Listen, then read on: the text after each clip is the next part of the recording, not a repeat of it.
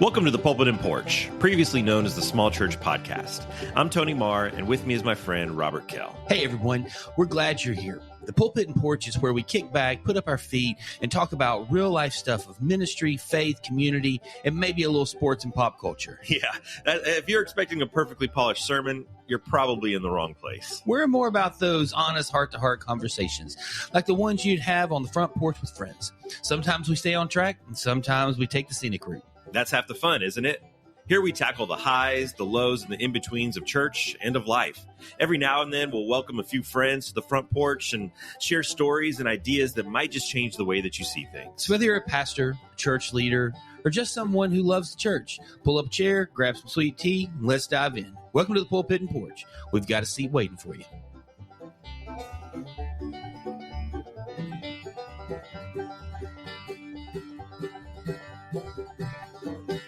Are you the guy who likes to celebrate belated things? Like if you've missed something that you'll realize a day or two later that I missed that. And so you send the belated birthday, belated anniversary. No, I'm typically the guy that lives in stress and anxiety because I missed it. And then I just stand around and go, I probably should have done something, and then it becomes 6 months, and I'm going, well, now I'm just a loser. I'll catch it next year. I'll be early for next year. Yeah, and then and I miss it again. I'm that guy. I typically don't miss a lot, but when I do, it creates a. There you go. It's probably more people want to know about me. But so, what about you? I miss a lot, but no, well, not that part, but. Do you like to hey, it's on a Tuesday and you should have celebrated it on a Sunday? Do you text that person? I do. If I catch it within a decent, if it's like 3 weeks later and I realize that I missed someone's birthday, then I'm like, nah, we're just going to let this one roll. But if I catch it like the next day or two, then I'll be like, hey, I hope you had a great birthday. I try to play it off. Like I just didn't want, I knew that my message would get lost in the shuffle of the dozens or hundreds that you got yesterday. So hope you had a great birthday 3 days ago when it was. Hope that you enjoyed it and your family celebrated you. It's your birthday week. I'm just part now, of it. Now, if it's one of my kids, then it's a little different. It's like, hey, I've never forgot my I haven't either, birthday. But no, it's it's kind of, I can forget things like Valentine's Day sometimes, but we don't celebrate those. And so it'd be like, oh, it's February 14th. Happy Valentine's Day. Let's go grab some ice cream later. I mean, but we don't celebrate Valentine's Day. So it's just kind of there. But yeah, we've had some discussions on that before that we won't get into that now. No. But we did miss something. We did. And so this is a belated celebration. Yeah, I need a kazoo or something. So when you say this, I could, but that would be really loud in people's ears. I won't make any noises. So today, right now, this instant, is the 102nd episode of the Pulpit and Porch podcast. Woo, woo, go, woo, woo. Yeah, we probably should have done something big for 100 episodes, but we missed it. And we're not doing anything big for this. This is big. We announced it. So I can do something big-ish. Like, I have found what needs to be the Bible of preference for the Pulpit and Porch podcast. What's that? I can't wait for this. You're going to think I am lying. You're not going to think I'm lying because we live in a weird world and you'll be there. But you're going to be going, Robert, that can't be true. Like, this is April 2nd. It's not April 1st. Like, but I'm telling you, so true. I was listening to a clip the other day and a guy said, friends, there is a new Bible translation. That's probably a loose word. And it's called the YALL, the YALL Bible. And because Jesus speaks to you and to all of you, it's the y'all and the all y'all version of the Bible. So I just think that going with the Pulpit and Porch, the whole country Can kind you get of this vibe. on Amazon? Oh, well, I don't know. It's on YouVersion. And so you can click into YouVersion. They actually have that translation that has been uploaded to YouVersion? Oh yeah. I'm trying, and I was looking because Can you please read us a passage from the y'all all y'all version of the Holly Bible? Here's one. So Matthew chapter 4, which is where we're at today, but the verses we're reading didn't have anything in it. But if you scroll down in verse 18, Matthew chapter 4, verse 18, Jesus calls his first disciples, and it says, walking by the Sea of Galilee. Man, it really did go southern, didn't it? Galilee. I could read it like that. Walking by the Sea of Galilee, Jesus saw two brothers, Simon, who was called Peter, and Andrew, his brother. They were casting a net into the sea, for they were fishermen. He said to them, y'all come follow me, and I'll make y'all fishers for humans. Fishers for humans? Humans. I mean, I just thought this is somebody like we were talking yesterday. Somebody said something in a men's group that I'm in. And I'm the youngest guy in this group by like 17 years. And so we were sitting there chatting, and this somehow came up. And they're like, could you get by on a Sunday morning using that? And I was like, I don't know that I could throw it on the screen or say, hey, open y'all's Bible, open y'all Bible up to Matthew chapter 4. But I said, I think if I was just going, hey, because I storied the scripture, you do this so well. You do it way better than I do. But you, of course, you're such an exegetical preacher. You read the verse and then you story it really well. I sometimes will read a couple of verses, then story a stretch of passage probably a little more than you do, because you really, I'm exegetical-ish. You're exegetical. And so I said, I think I could get by if I was storying, or if I read a verse and I said, look, here's what he's saying. All y'all got it. And they laughed and they thought it was hilarious and they thought that was really weird. I said, I would not make that your Bible of choice, but I just thought we got the banjo music. I already sound like a hillbilly redneck from Alabama because I am one. Maybe we can get them to sponsor the show.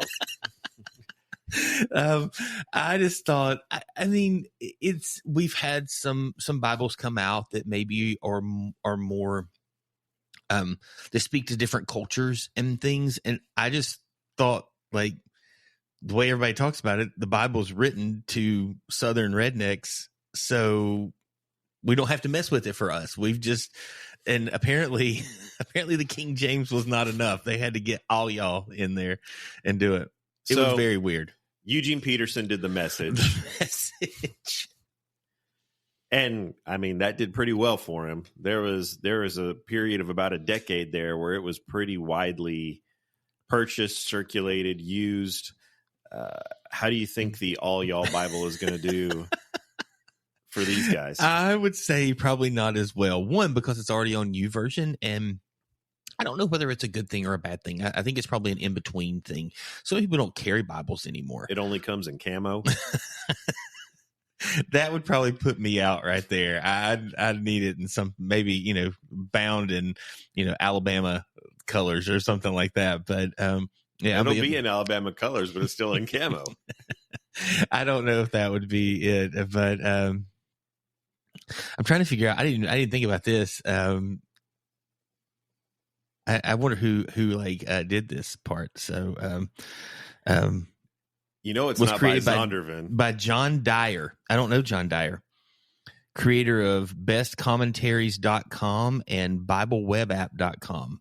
Maybe he'll want to sponsor our show. We just gave him a ton of press. If we can get John Dyer on the Pulpit and Porch, get him to come sit down, have some sweet tea with us, and describe and talk to us about his y'all all y'all Bible translation. It's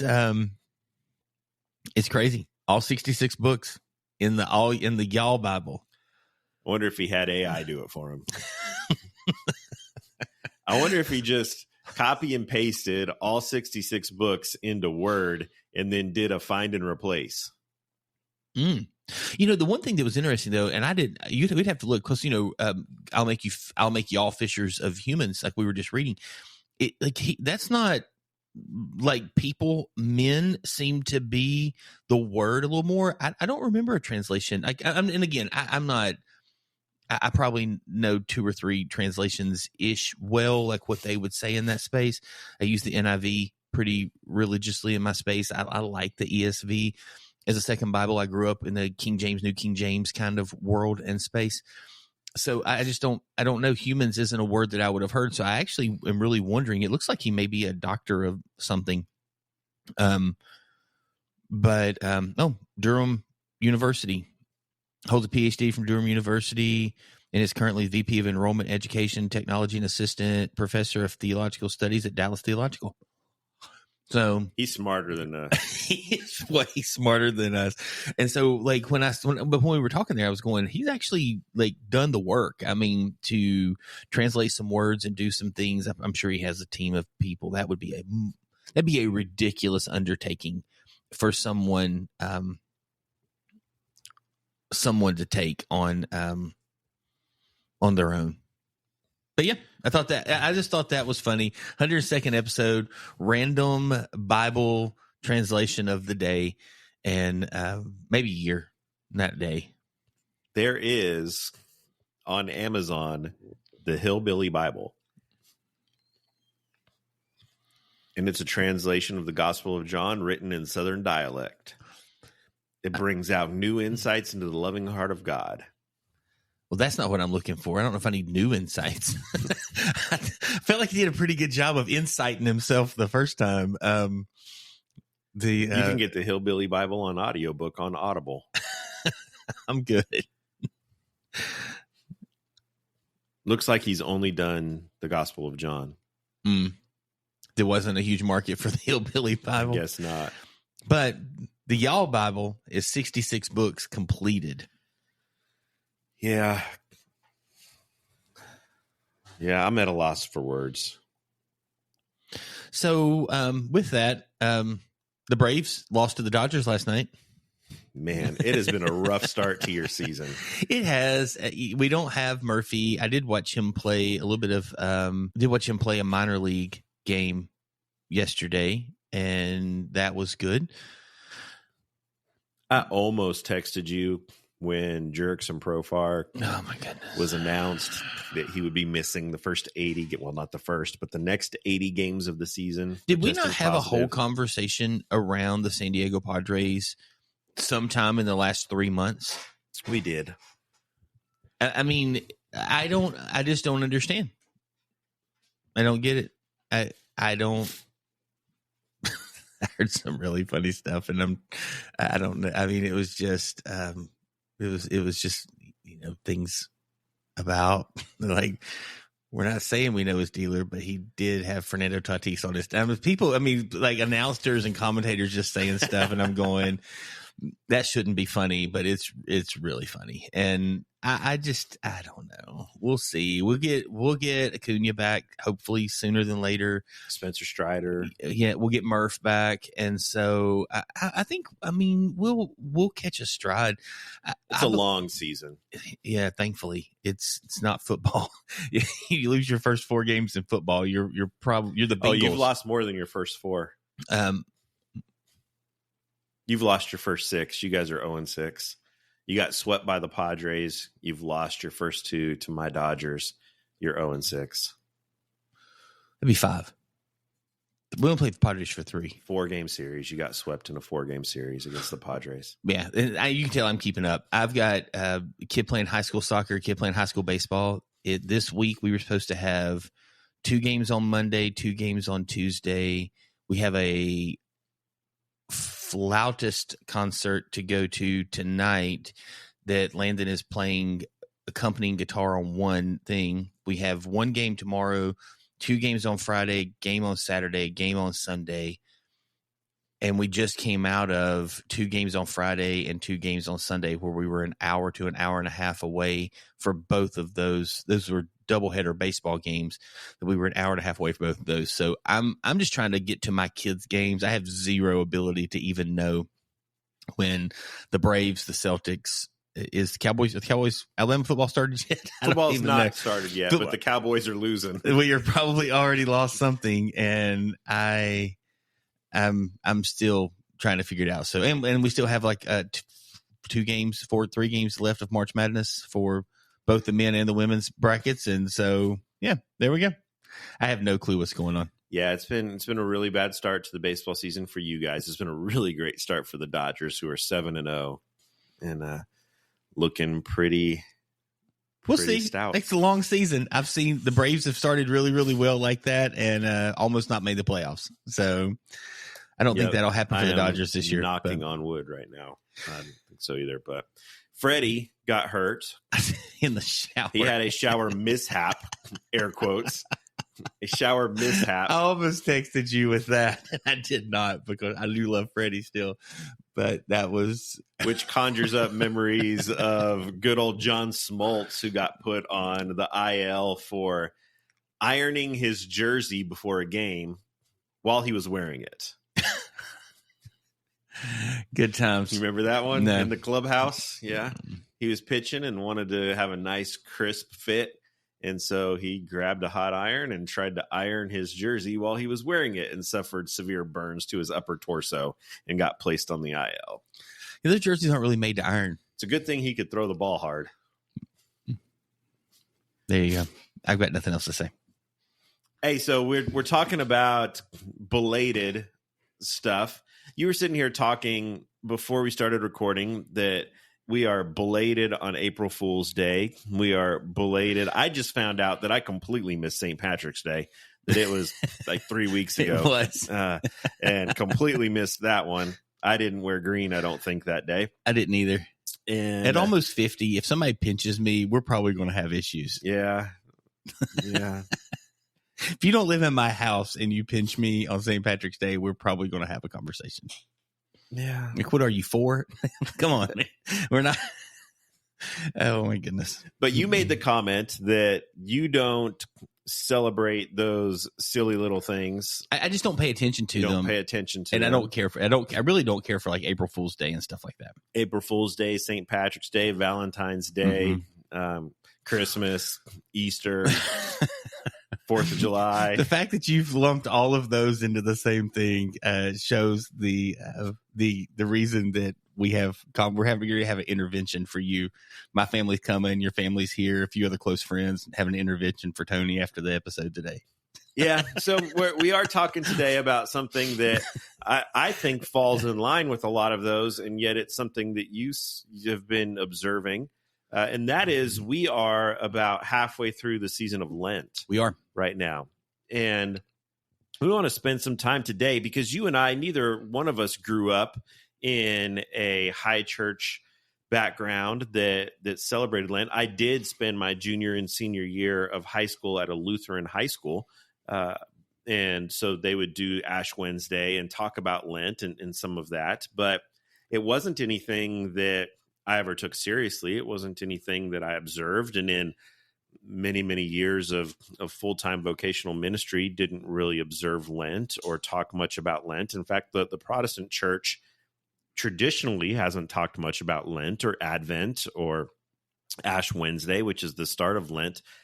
And yet we're seeing now more and more Protestant Christians and Protestant churches embrace the idea of Lent and Advent and some of the more Catholic high church liturgical holidays, if you want to say holiday. I don't know if that's the right term, but liturgical observances. Observances. That's actually the word I was going to use. Yeah. Yeah. And so we wanted to spend some time today talking about that, understanding that, the tradition, the background, and the relevancy to the church today and to Christians today. Yeah, I think that for me, one of the things that's hard is it's a, like, and I'll say, like, hey, we're not really observing Lent as far as all, like, what would typically be considered, because there occasionally can be, like, I think we both, and we'll get into this a little bit, listen to some people and leaders. I mean, leaders of churches, and we listen to several different voices. And I'll say this now, and timestamp this. Like, there's going to come a moment I'm going to say something, and it is not a collective, all y'all type of thing. It just, like, when you look at a Baptist, which I grew up independent Baptist, my dad acted like I had left the faith when I got ordained Southern Baptist. Like, it was like, oh my goodness. I mean, it was such a divergent of what he believed I should be kind of aligned into and things like that, that there's so many versions of Baptist that if you look at and go, oh, well, this like Baptists believe, well, you just can't lump everybody together, just like you can't go every Democrat or every Republican is. So I'm not saying every Catholic, Lutheran, whatever people like faith, church organizations, denominations that follow Lent to the T. I'm not saying that, but we've listened to a lot of things and kind of went from there to just kind of go, okay, here's some reasons why that maybe I don't follow Lent per se, but I do love the idea of fasting for 40 days into this season. I also like the idea that Lent is giving up something that isn't just food. So have I said this? I don't know if I've said this on here or not. Like, I'm fasting from any media on TV. I do a little bit of social media. I'm trying to stay off that. I've shut things down. Sitting at a game last night, I would answer a text if something came through, but my phone is actually laying on my coat on the seat in front of me. I'm just hanging out. I'm watching games. I'm enjoying the weather. I'm watching birds fly. I'm trying to be a little more present in some things, but I don't watch anything on TV outside of a little bit of sports with my boys that doesn't point me towards Jesus. So last night I came home and one of my kids was watching a movie and he's like, hey, and I was like, no, finish your movie. I'm good. I just went back to the bedroom, turned on TV and turned on YouTube and started watching a couple of sermons and listened to some guys while I was working on the podcast a little more and some things like that. You haven't seen the finale of Reacher. I have not. And so good. I have not. I've not seen Reacher in 4 or 5 weeks now. So I haven't watched any of those things. And the thing I told Melissa, and this is where fasting and whether or not we call it Lent or whatever, this is where fasting should be. Is it should change. I looked at Melissa about 4 or 5 days ago and I said, I can't be the same person coming out of this that I was when I went into it. And I don't know what that means for me. And I don't know what that means for our family. And that's what fasting should lead us to. And that's the one consistent thing that I have seen when I have listened. We get past some of the things that I think are not how the scriptures read or that I don't feel like I could align to. Get past all of that and just go to what the text says about fasting, because Lent itself is not a biblical principle. It's not in the Bible, and even Catholics and Lutheran and other high church denominations say that. They're like, this isn't in the Bible. Here's why we do it. It has changed my view on some things. And I told Mel the other day, I was like, there's 7 different online Bible colleges that you can get degrees for free. I mean, it's just, I don't need a piece of paper. And I just said, I would be so much better served at night to sit down and watch 2 hours of classes on Old Testament survey or studying the minor prophets or working through the book of Revelation than I would watching the next 5 episodes of Reacher. And that's nothing against Reacher. I don't think there's anything bad. You and I have talked a ton, and I think it'll probably play out sometime in the next year of doing some type of an extra podcast or different conversation around film, TV, theater, those types of things. We both love the arts and we love that conversation, music, all kinds of stuff. And so we love this idea of looking at culture through a unique lens. But I'm looking at it and going, there's some things I want to have to change. And that should be the goal of fasting. And that to me is kind of, then that's my tension, is that like the churches I grew up in, you asked a question like, man, how did your church view this? We never talked about it.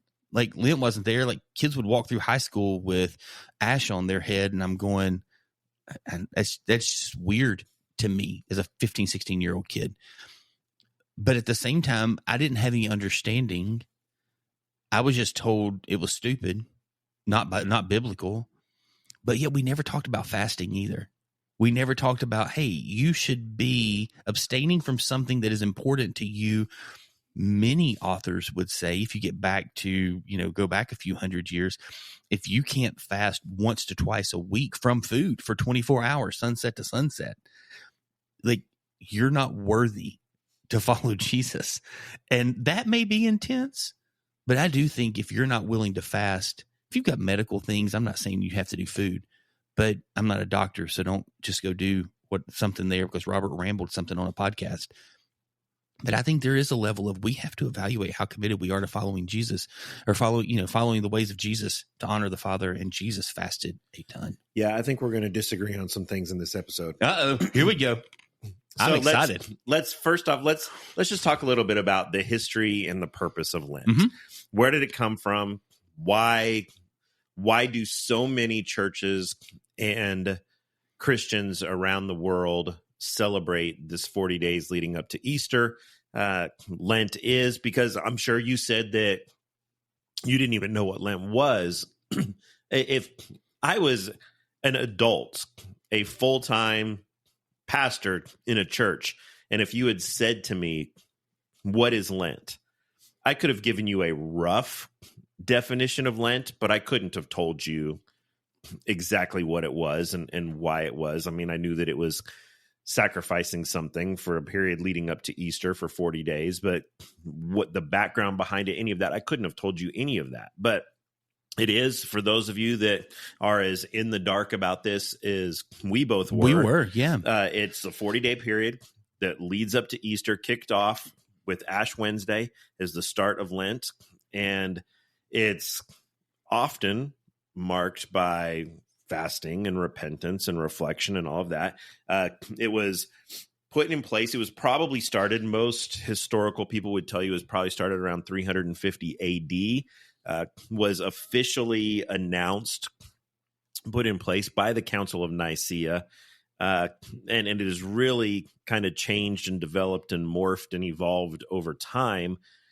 But it really comes back to the whole idea of the early church around probably the 4th century used it as a period of preparation for Easter. Mm-hmm. It was modeled after Jesus' 40 days of fasting in the wilderness that we see in Matthew chapter 4. But over the course of time, we've seen it develop into a structured church tradition, which we see with a lot of things that you and I both have some tensions around at times. Not always bad, but sometimes a struggle. And when it was originally put in place, it was 40-day period leading up to Easter, but it was a 40-day period of fasting that was leading up to baptism. That's what it was originally intended for. It was 40 days leading up to your baptism, but over the centuries, it became just this widespread period of fasting, of penance, and of self-denial is really, if you were to kind of put a stamp on it, it's a 40-day period of self-denial. I don't disagree with that history assessment. So let's ask the next question. And I want this conversation to be fair.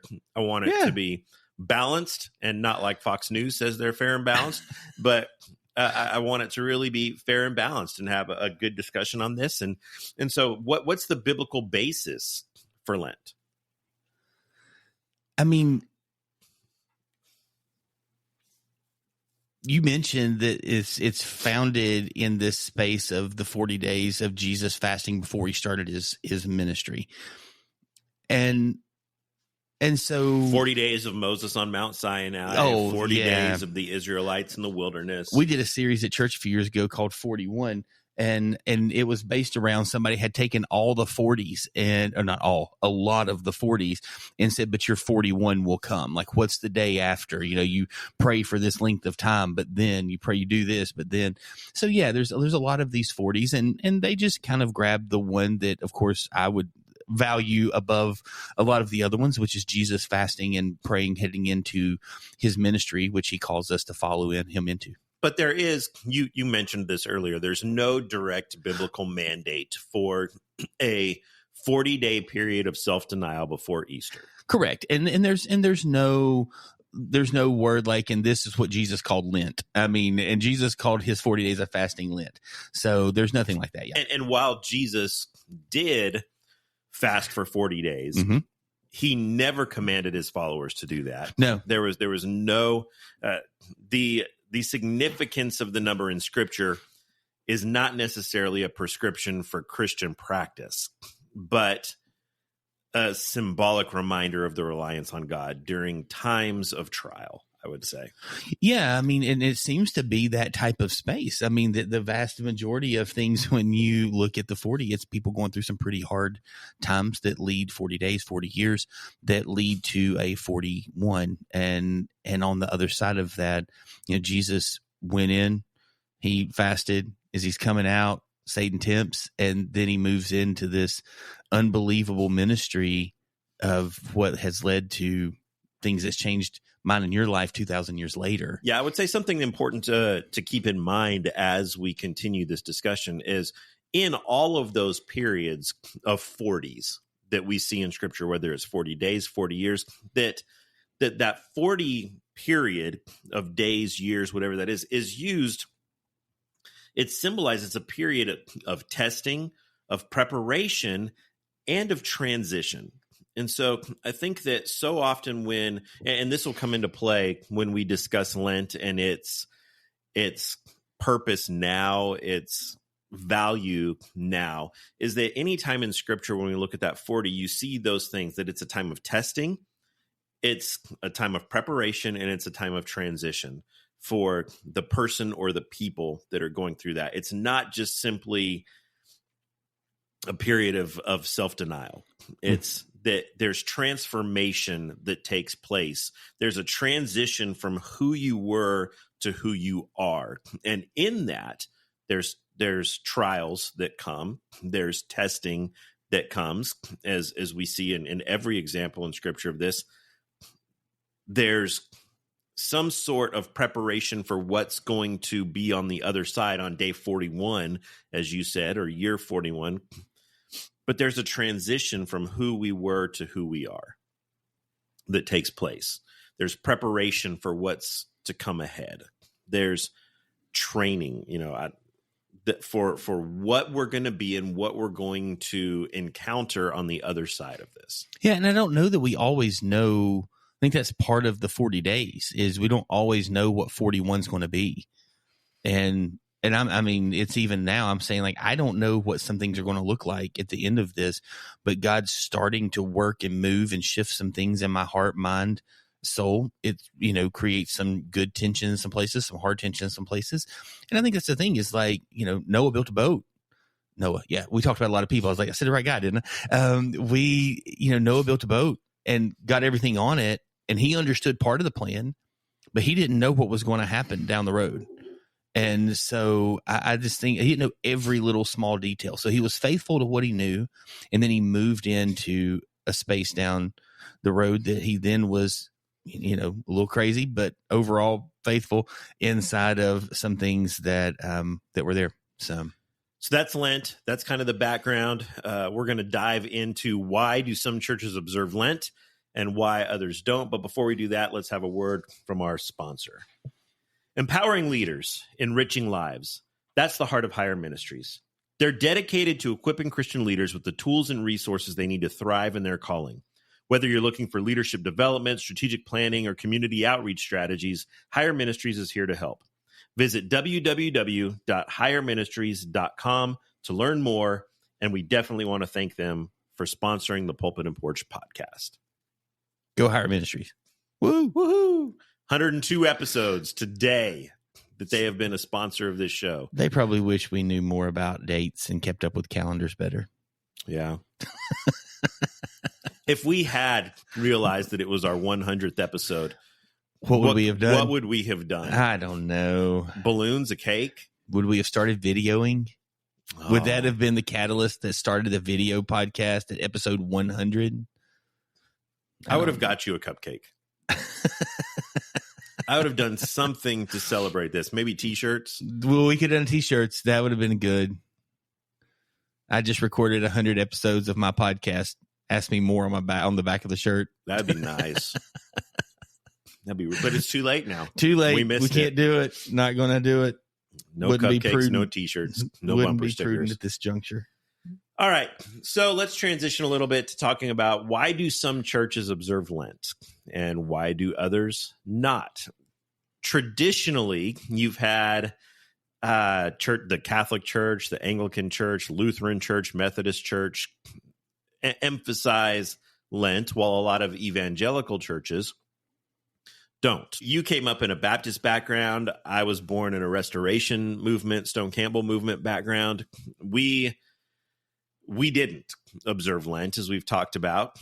We didn't even talk about it. It wasn't even anything that was talked about. So do you think that we were missing out on something by our backgrounds not placing, I won't even say more of an emphasis, placing any emphasis on Lent and Advent and these high church observances? So I don't know that I would say missing out. I think the tension for me has always been when there's no conversation around something. And so there's just no dialogue. There's no understanding. If something's Lent in this conversation is not good, and I'm not saying that anybody ever felt that way. It just, we were never like, I learned that like this year, and I just learned this, that the ash that they put on their head was from the previous year's palm branches that had been laid out, and they kept those burned them. I didn't know. I just, again, don't know a ton of the ritual part of this that would happen. That's the problem right there. Yeah. I think what you just said right there is the problem, is that it becomes a ritualistic practice and not something that's part of your personal faith journey. Yeah. And I think there's some cool things about like how thoughtful you would have to be. And so this is the thing for me. Like the thing like with you is that you remember dates and things, you celebrate lots of things. But in that, I told Melissa this early on, and I don't think I've ever said this to you privately, so I don't know why I'm announcing it now publicly, but you were one of the most thoughtful people I've ever known in my life. Why, thank you.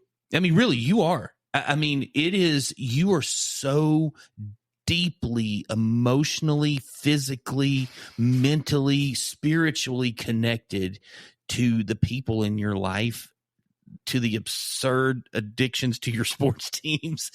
Sorry, I had to bring you down a little bit. I couldn't let your head get too big. It just happened. Really just happened. But no, all of those things, like you were incredibly invested. And like when you talk about moments, your dad, when you talk about moments with him, like it is like, I feel it deep in my core. And so in that space, I think if you can look back and reflect, and this is something you would do, I feel like you would anyway.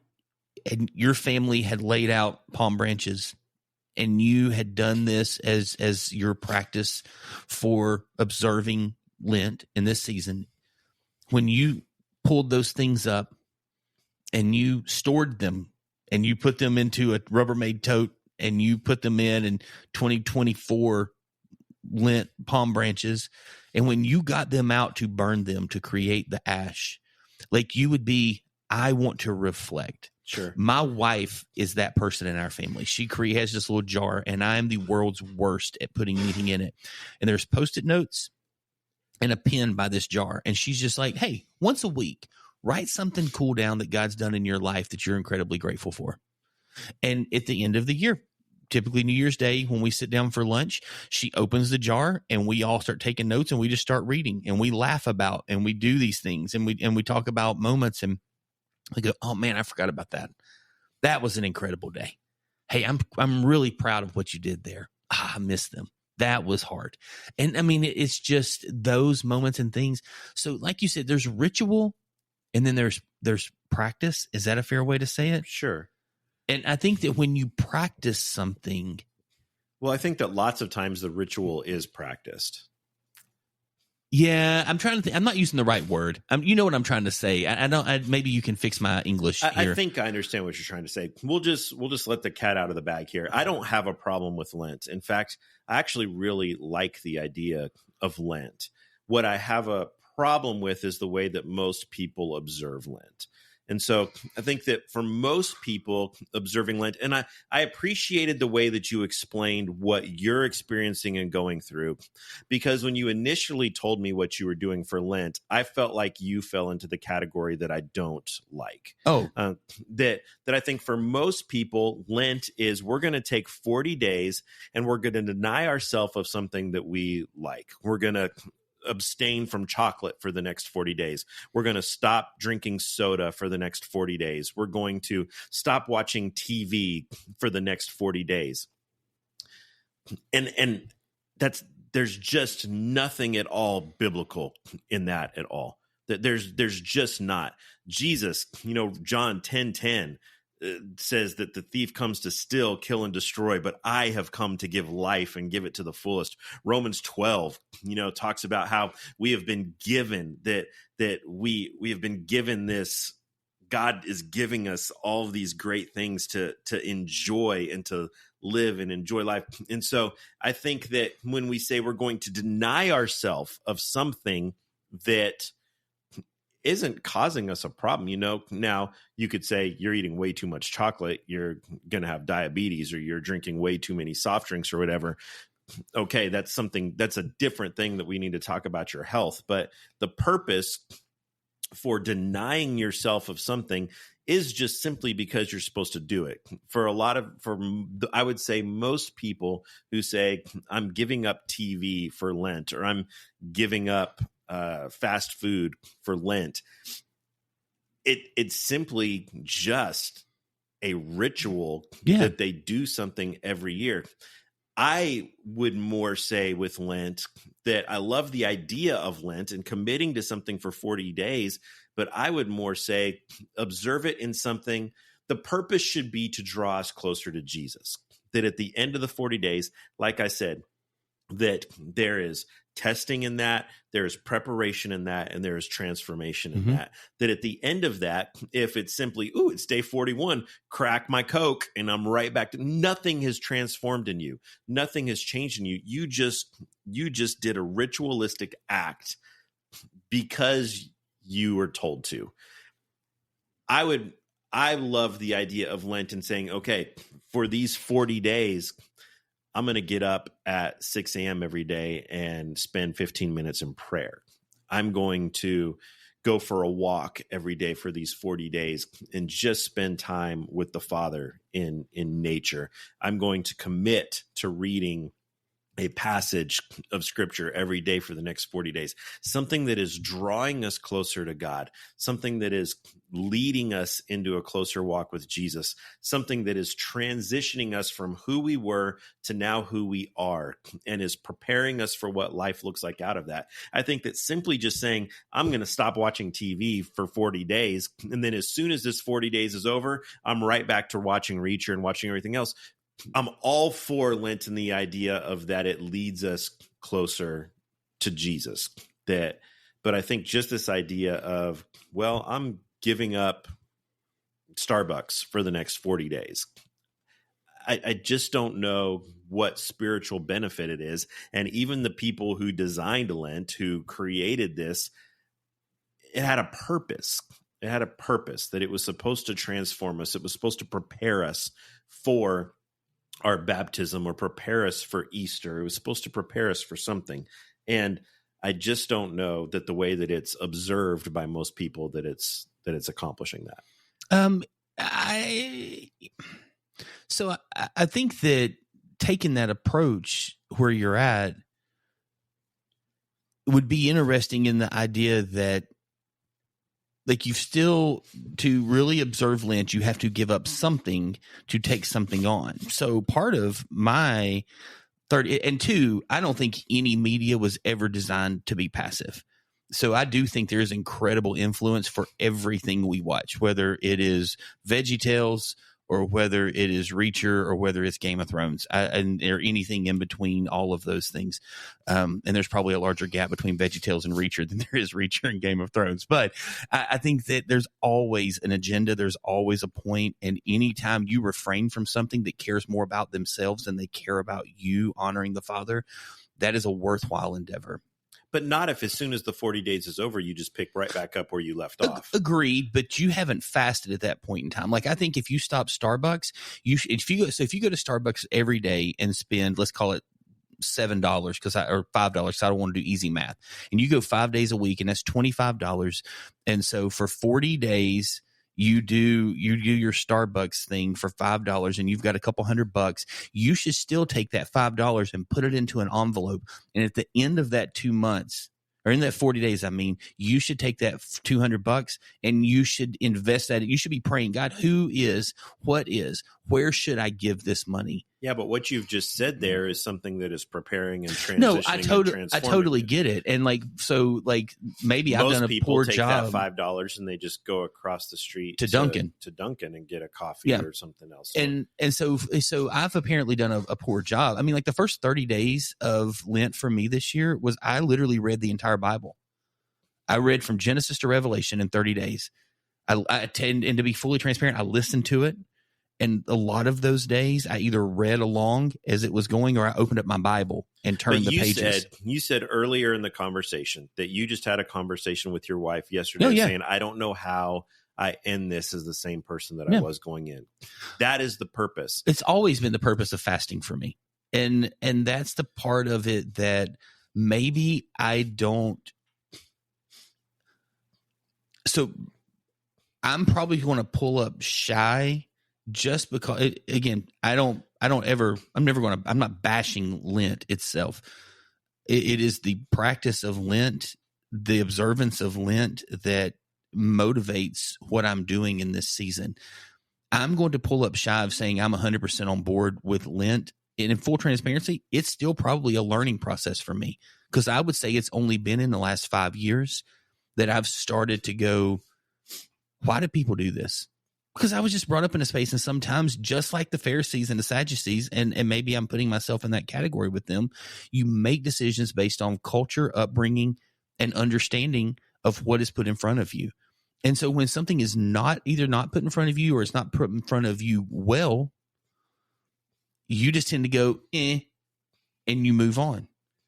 And so it's just one of those things that as I look down the road, so I don't disagree with what you're saying in theory at all, of like, yes, it should change you. That's the purpose of fasting. And at the end of the day, we can put whatever name we want to on it. We can talk about where it is, where it was, but the reality is we have to live where it is.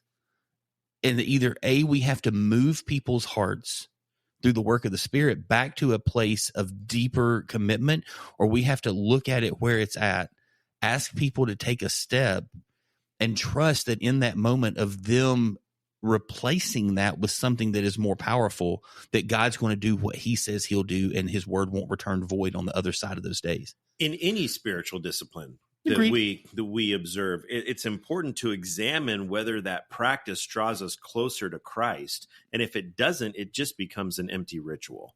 And I think that... What's the problem with the church today? That's what I was just going to say. I think that it's filled with empty rituals that don't draw us closer to Christ. And Lent isn't a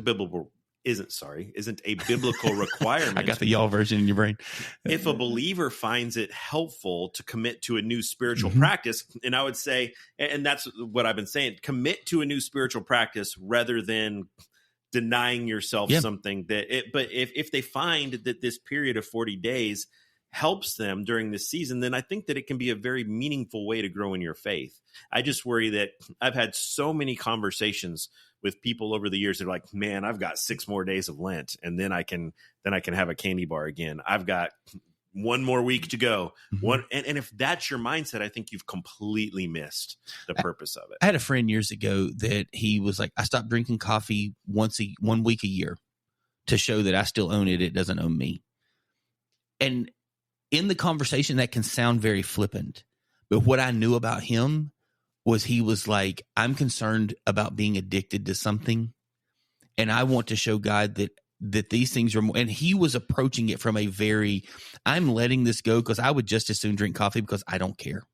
I love coffee, and I personally love coffee, and I love drinking it. And I would much rather go sit at some bougie coffee shop than definitely a Starbucks or Dunkin' and drink coffee and hang out with friends. And that is my happy place. But I loved that sentiment, and it's something that sat in my brain. It's like, what could I not give up if I had to? And that is something that I've taken a practice with Lent. I've done this media fast thing twice in my life. And I told Melissa going in, I cannot guarantee you what will happen at the end of the 40 days. The last time it was a 30-day thing. And I said, but I know what happened the last time we did this, and I'm expecting God to do something just as big. And it was incredible. It was insane. We actually launched a real unique gathering that changed a lot of things in our life and our friends' lives. And it was incredible what God did in that season of our life with that. And I said, I'm expecting something that big. Now, it might only be in me. And God breaking and changing me in a way that makes me more faithful to him, that down the road is a greater investment into the life of people, that I would hope that makes me a better husband, a better father, that makes me more aware, more sensitive to the leading of the Spirit. That is a worthwhile 40 days for me. But I'm also praying for some bigger things. And if he doesn't answer those, I'm okay. I just want him to change me to look more like him. And so, no, I agree. And like I said, if I've not explained that well, that's my bad. I think you've done a great job of explaining it. And like I said, before this discussion, I would have said, I don't understand what you're doing with your media fast, but how you've talked about what you've done in place of that, what you've seen, what you've discovered, how you've been transformed, and what it's going to look like on the other side of this for you, I think is exactly what I'm trying to say, that I think that's incredibly beneficial, worthwhile, meaningful, and good for you. And I think and for anyone who would observe it like that. I think the problem is if it simply just becomes a ritualistic practice, if it just simply becomes a legalistic ritual instead of a meaningful practice, that I don't get the point of it. One of the things that I would throw in here, and this just comes from consuming a whole lot of sermons. I read more. I'm listening to more sermons. I'm watching things that are way more pointed towards Jesus.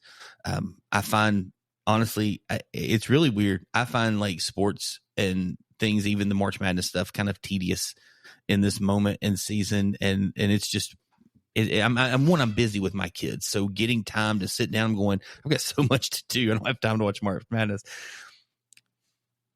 I think that we have, and I've been listening to a series of sermons from Louis Giglio. You can like Louis or not, but I just think this is incredible. And he's been talking about not anything I didn't know.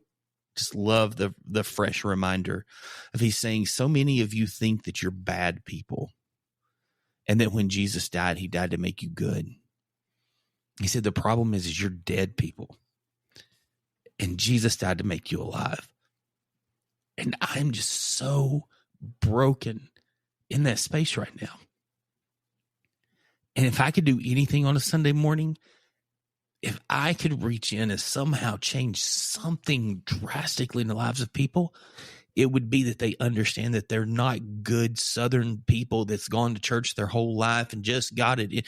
It would be that they understand that they are absolutely dead, and that they need the hope of Jesus. They need the death, burial, resurrection of a perfect Jesus to have any hope. And I just think that's the tension for me. That's why Lent is, in this process, or fasting is a bigger, any spiritual discipline, solitude, silence, prayer, scripture. I need the scriptures. Like occasionally a little verse a day keeps the devil away. No, it is the only thing you have. And you and I could sit down and maybe this would be fun. Maybe that should be our next podcast. We could sit down and have a lot of good, fun arguments, because we disagree on a lot of scripture when it comes being a Baptist and a Stone Campbell guy kind of bumping up against each other here. There's a lot of things we agree on, though, when it comes to this type of stuff with Jesus and what you said a minute ago about the church just being broken. And that is where my heart is. And I'm just going, any discipline that's there. And I loved how you said that. Just all these disciplines can become just a ritual. And so we view Lent as put a little ash on our forehead and walk around for 40 days. And then I get to eat a candy bar again, or I get to eat chocolate again, or I get to finish Reacher or catch up on my favorite shows, because they're all just sitting there. My Apple TV reminds me every time I turn it on to click on YouTube. I've watched a lot of what most people would consider to be super lame Christian movies. Melissa walked in yesterday. She's like, "What are you watching?" I said, "Couldn't tell you." It's a guy that has a really good life, makes a really bad choice, ends up hitting rock bottom, goes back, meets an old girlfriend, and then finds Jesus, and everything gets better. And I said, the last one I watched was about golf. This one's baseball. I don't know what the next one will be, but I get to watch about 20 of these movies and it's the exact same movie, and the actors aren't always Hallmark great. Movie. It's very much. It's the Christian Hallmark movie. And I said, and she's like, "Cool." She walks on. She's like, "I'm not even remotely engaging that movie." And the thing is just like, every time I click on my Apple TV, it says, "Here's all the shows waiting for you." And it just reminds me that there's so much more out there. And there's always, the enemy's always waiting. My struggles, my sins, my hurts, my habits, my hangups are always waiting for me. And Jesus is also sitting there, and he's like, "Which one do you want to choose?" And I just think that's what fasting and Lent in this season has to be. It has to be this incredible thing of giving up something to use it. Because that reading the entire Bible, I listened to it at double speed because my brain, you know me, I move really, really quick. And so I needed something to move. And it took me 2 hours a day of that guy never shutting up, chapter to chapter, reading. I mean, one day in Psalms, it was 70 chapters. And I just sat there and I was just going, okay. And God did so much. And I could even now tell you Psalm 141 is probably, I can't quote every word out of it, but I'm reading that. Melissa and I are talking about it. We've sent it to the boys. I remember listening to the minor prophets and just going, we are so broken. How in the world did they not get this? I remember listening to Paul's letters and going, that dude's weird. Like, there's things we need to address in the church that people are going, oh, why do we have? I don't know. We probably need to address this and help people understand some things a little more. It was just incredibly convicting. And now I'm in this season of I don't have that. And I've really slowed down. And I read about 20 verses a day. And I reflect on them. And I go, okay, God, how do I follow that today? And it's a lot easier, but yet a lot more complicated. So I agree with you 100%. And it's just people don't, I just want people to know and follow Jesus and realize they're dead, not that they're just bad. I don't know. You might disagree with 80% of what I just said. I don't disagree with anything that you just said. I do think one of the most significant things that I have done in my spiritual life was read the Bible from Genesis to Revelation. So oftentimes the reading plans that we go through is we're going to read a passage of the Old Testament, a passage of the New Testament, a Psalms and a Proverbs every day. And we're bouncing around. Many years ago, this is well over a decade ago, I decided I'm just going to read it from beginning to end. And I couldn't believe that by the time you're getting 2/3 of the way through the Old Testament, you really feel the plight of the nation of Israel. You do. And when you turn that page to Matthew chapter 1 and you see that 2,400 years of longing, of waiting, of hoping, of yearning, of pleading with God, all comes realized. That I think it's something that you miss when you're doing a chapter from here, a chapter from here, that when you really see what the nation of Israel went through, what they were suffering through, what they were focused on, how long they had waited for this Messiah to come. And then you turn the page to Matthew chapter 1 and you see it. It was very transformative for me. It's so good. And yeah, I don't know that I'll do it again anytime soon. The reason I stepped into it is Francis Chan said he read the Bible every 30 days for an entire year of 2024. And I thought, Francis Chan can do it. Now, Francis Chan was probably up at 3 a.m. weeping into his Bible for 4 or 5 hours, just weeping and the page is probably so wet. He had to get an extra Bible to come in there. He had a shield guard over top of it. And I don't say that being rude. Like my heart, like I was sitting here, if people could see us, I was like almost in that space a minute ago, but like, I love his heart. And I thought Francis can do it. I'm telling you, man, I don't know that I love the Father as much as Francis does, because I was just going, oh my goodness, like there's days, but I forget you're talking about that reading in that pace. Like you're listening to almost all the minor prophets in about a day and a half. And I just forgot how many times he called the nation of Israel like a hooker. I mean, like you prostitutes. And I mean, you get Hosea, you remember that because the whole title of that would be, is it God's will for you to marry a prostitute kind of thing? But like, thank you, Doug Fields, for that title 25 years ago. But like this whole like conversation around that is just incredibly good. And so I don't, like you said, I don't, I mean, there's really good 1-year plans. I would read it chronologically though. I think you cannot beat reading it chronologically. I did. But hey, so we are about out of time, and we only got to, I think, segment 2. We did get to segment 2, but that's good for us. We did more than one. We did more than one. Last time we did, I'd love to come back and I know sometimes we kind of go and move on. I'd love to hit these last 2 or 3. Yeah, we've got a bunch. We've got segments. A bunch still to go. So you want to close us out here, and then we'll pick this up again next week? Yeah, let's do it. All right. Hey, thanks for joining us today on the Pulpit and Porch. Hopefully we did not offend you too much. And hopefully we challenged your heart with some things of what it looks like for you to give up some things that are, holding you maybe hostage a little bit, but replacing them with things that point you towards the Father. So that is our goal. That is our challenge. We want to have fun conversations, good conversations, deep conversations that challenge all of us to follow Jesus well. Hey, we want to thank our sponsor, Higher Ministries. If you or your church and your leadership need some encouragement, some help, visit higherministries.com. They would love to help you to journey whatever the struggle is you're going through. Until next time, y'all have a great day. We'll see you soon on the Pulpit Porch.